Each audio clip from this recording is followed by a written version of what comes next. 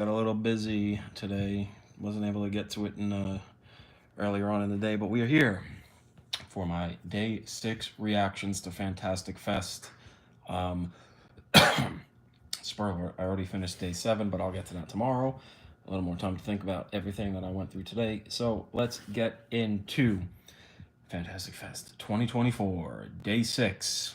Started off the day 11 o'clock round at 11 o'clock in the morning on the dot. Documentary Children of the Wicker Man. Wicker Man, excuse me. It's a late night. Um, I'm always a sucker for these movies. They always have um, documentaries about movies, behind the scenes stuff, retrospectives, what for. Like I did the Texas Chainsaw one earlier in the week. And this one caught my eye, so I was able to schedule it for the second half of the festival. It played a second time, so I wanted to see it. And it's a very interesting movie. I like this a lot. It does get into the making of the Wicker Man in a good chunk of the movie, but the ultimate hook of the movie, the real juice, is that two of Robin Hardy, the director of the Wicker Man's sons, get together to look back at the making of the Wicker Man, because the Wicker Man was the reason why the father abandoned the family and kind of just disappeared on them and was never really a presence in their lives for the most part. Which is a really just upsetting thing to begin with, and then finding out it's because he just lost his shirt making the Wicker Man, and the Wicker Man was like his obsession and all of that. And seeing these two guys in their, I guess, 50s, 60s. I don't have their birth certificates on me. But just seeing these two guys, and apparently Robin Hardy had 8 kids from I think 5 or 6 different women. So these are half brothers. But just them wrangling with the history of this movie that broke up their family and broke up the relationships with their father, and just reconciling that with the fact that he did it to make this movie that bombed on release, but has been in the years since one of the most iconic horror movies of all time, influential, all of that.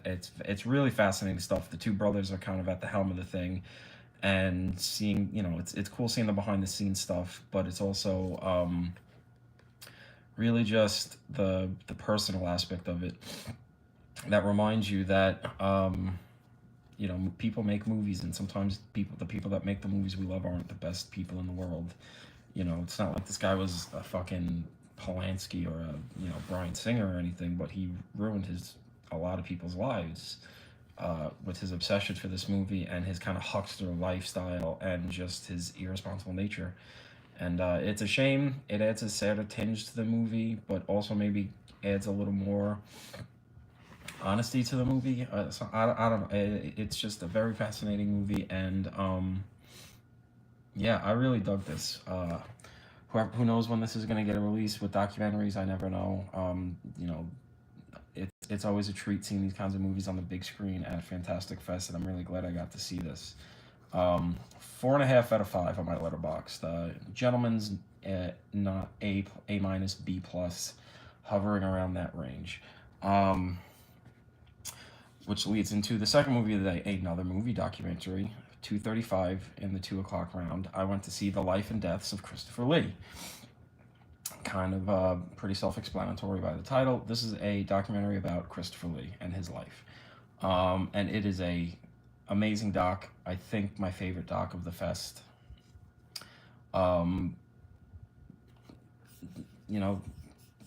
Content-wise, it's basically what you would expect. It's A to B story of Christopher Lee from birth to death, and his life, and the unbelievably interesting life he led up to his death in his 90s.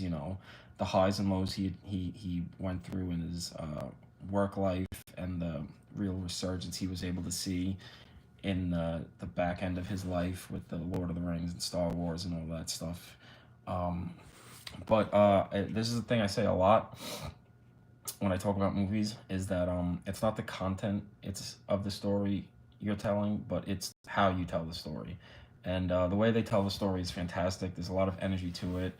They use a lot of animation. The movie's basically hosted, quote unquote, by a marionette puppet of Christopher Lee, voiced by Peter Serafinowicz, which just gives it such like a great little metatextual, self-aware energy to the proceedings. And really, just Christopher Lee just had a great life. Like, you cannot go wrong with that dude's life story. He may be the most interesting man that's ever made a movie.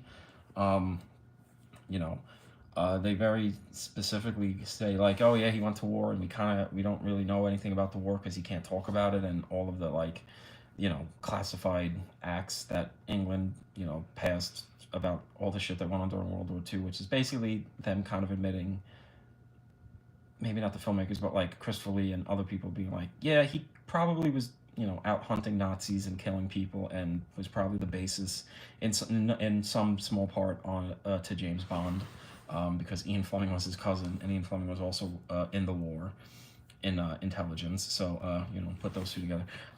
Great documentary. When this comes out, if it comes out, I don't know. Again, with these things, who fucking knows when it'll get a mainstream release for others to see outside of festivals. But if and when it does, absolutely see this movie. It's fantastic. It'll give you so much more love for the man. Just a great presence in film, and just an insane life this guy lived. Highly recommend this one. 5 out of 5, honestly, on Letterboxd. Maybe on the lower end of a 5. I'm not gonna say this is like a game-changing like documentary that documentaries going forward will like pay a debt to, but on a personal level, I just loved it. I thought it was great. Really, just quick in and out, just entertaining as hell. Definitely see it.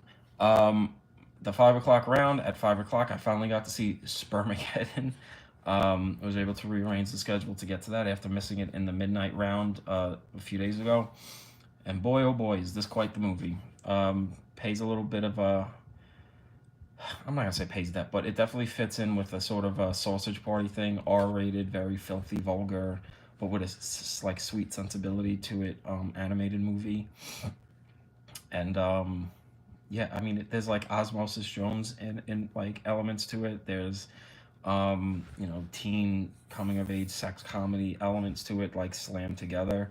It's like 78 minutes or something, like 80 minutes, something like that. It's very quick. It's very silly, very stupid, filled with jizz puns all up and down this fucking thing. And it's a musical. It's a musical about sperms trying to get to the egg in a woman's body. Yes, I know about the birds and the bees. I'm very clinical about it. Yeah, I thought this was a blast. Really fun, really funny, very just looks great. The musical numbers are really good. There's a Busby Berkeley musical style number about the pros of abortion, which is very fun. Not the best animated movie I saw this year. If I'm gonna be, keep it 100. It's not a perfect movie, but just for what it is, it's just a very fun time. 4 out of 5 on Letterboxd. That's a good one. Excuse me. And then my final movie of the night was Secret Screening number 4 on the 8 o'clock slot. And oh boy,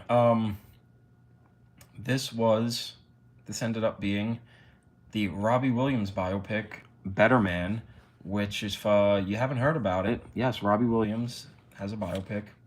I say that as if I know the man. I'd like have no connection to the man's music at all, just nothing. Like, I've heard the name, but like no connection whatsoever. So I was just sort of like, okay, Robbie Williams, whatever. But the thing about the movie is as Robbie Williams said in his pre-recorded intro before the movie, he always saw himself as a performing monkey. Everybody looked at him like a performing monkey. He felt like a performing monkey. So the directors, in talking with Robbie Williams about that, said, that's interesting. What if we made a movie about your life where everyone else is human, but the character of you is portrayed by a CGI monkey, a la the new Planet of the Apes movies. That way we can sort of make your feelings of yourself text in the movie. So they did that, which is quite the move. Definitely adds a little bit of juice to the proceedings, and a real big gimmick that you have to get over. And if you can't get over it, I can't blame you. It's definitely a choice. But once you get past it, you kind of just look at a really, really good biopic that is not so much subverting the cliches we know of the biopic genre. It doesn't ever have the Robbie Williams has to think about his entire life before he plays, like, Bohemian Rhapsody, or the Bob Marley one, or the Amy Winehouse one, or whatever. It never feels like Walk the Line, or in this case, Walk Hard. But it's not breaking the mold in that. It's just breaking the mold in with the monkey gimmick, and also it's just got such an energy to it, man. Like, it's so well edited and well shot, and the performances are great. And like Andy Serkis in the Apes movies, this kid playing Robbie Williams is given just an amazing performance that you just really buy into, despite the monkey of it all. And you just really just get caught up in this movie. And with the monkey gimmick, it allows the movie to engage in magical realism.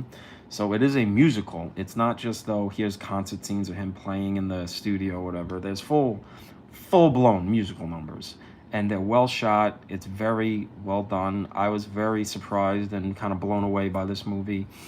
Not gonna go ahead and say it's like one of the best movies of the year, but I could definitely see it getting technical nominations. Maybe like cinematography. I definitely think if I don't know if it's gonna be like a runaway hit or anything because of how big the buy-in is, but I think people, if they give it a shot, will really like this movie. Especially like coming from a guy that had no buy-in with Robbie Williams.